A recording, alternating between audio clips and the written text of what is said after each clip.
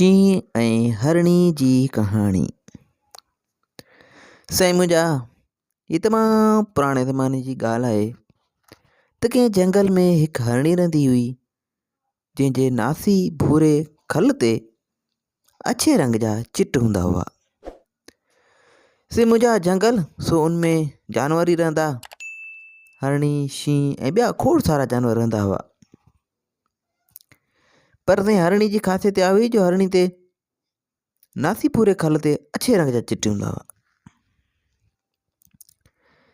त ते ॻाल्हि था कनि त हिकु ॾींहुं इत्तेफ़ाक़ अहिड़ो थियो जो उहा हरणी चश्मे जे किनारे वटां मिठो ऐं रस वारो गाहु चरी रही हुई त ओचितो मथां अची को शींहं कड़कियसि। से शींहं पंहिंजे शिकार जी ॻोल्हा में हेॾां होॾां पियायो सो अची कड़कियो सो वॾे गजगोड़ ऐं दाॿे सां गजगोड़ करे चयाईं त हरणी खां पुछाईं त तुंहिंजो नालो छा आहे? से हरणी वणायो त मुंहिंजो नालो चिटकबरी हरणी आहे। से चिटकबरी हरणी वणायो मुंहिंजो नालो चिटकबरी हरणी आहे। शींहं रड़ करे चयो, चिटकबरी हरणी, मरण लाइ तयारु थी वञ, ऐं तोखे खाई चट करे छॾींदुसि। से मुंहिंजा शींहं जो गजकेदार गजगोड़ वारो आवाज़ हरणी वीचारी डिॼी वई, ॾकी वई। चिटकबरी हरणी सम्झी वई त ज़ालिम शींहं खां हाणे जान बचाए भॼी निकिरणु महिल आहे। सो सोचाईं त हाणे को पंहिंजे दिमाग़ जो इस्तेमालु कजे। सो साईं झटपट संदसि दिमाग़ में हिकु चालाकी वारी सोच अची वई।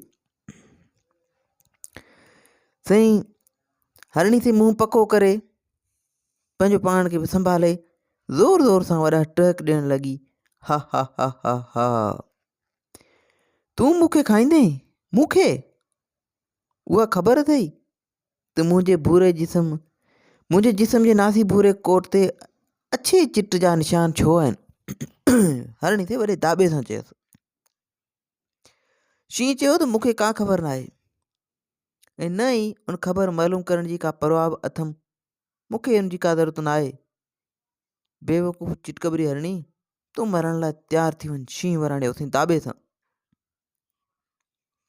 ते चिटकबरी हरणी वधीक चालाकी ॾेखारींदे चयसि, ए शींहं बादशाह, तूं भली मूंखे खा, मूंखे मारे छॾ, पर बहितर थींदो त उन बाबति पहिरीं चङी तरह मुंहिंजी ॻाल्हि ॿुध त मुंहिंजे जिस्म ते ही निशान छाजा आहिनि। चिटकबरी हरणी चयसि, जॾहिं बि आउं कंहिं शींहं खे मारींदी आहियां त पंहिंजे जिस्म ते हिकु अछो चिट ठाहे छॾींदी आहियां। सो तूं बि ॼाणे वठि ऐं ॻणे वठि त हिन वक़्तु मुंहिंजे जिस्म ते 99 चिट आहिनि। ए शींहं बादशाह, इन जो मतिलबु इहो थियो त मूं 99 शींहं मारे चिट करे छॾिया आहिनि। ऐं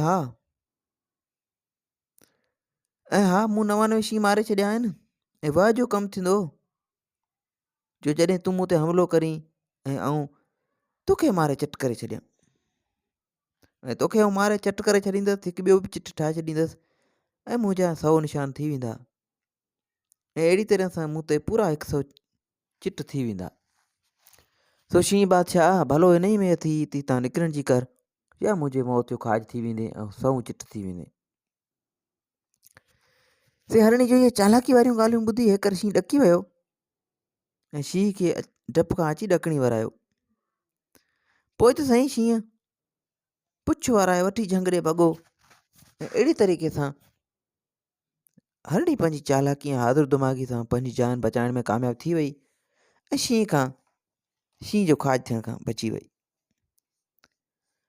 सो साईं मुंहिंजा, उमेदु आहे इन कहाणी जो मक़सदु तव्हांखे सम्झ में अची वियो हूंदो त कंहिं मुश्किल में घबराइण खां बहितर आहे त पंहिंजे दिमाग़ जो इस्तेमालु कजे ऐं कंहिं मुसीबत में फासण खां बचणु बहितर आहे।